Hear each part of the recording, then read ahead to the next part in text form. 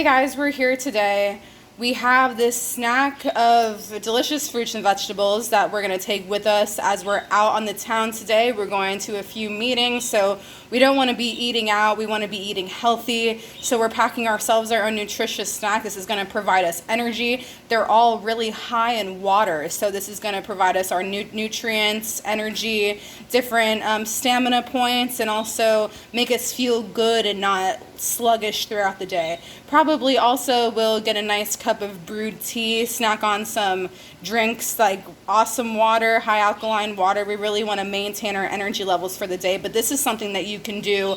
This is not even a full tangerine, a full carrot, a full pepper, or a full celery stalk. This is just what we got from the store that we're just experimenting with. Our snack today is going to look beautiful, and we hope to talk to you later. Check out our channel on YouTube, Uplifting Cooking. Bye.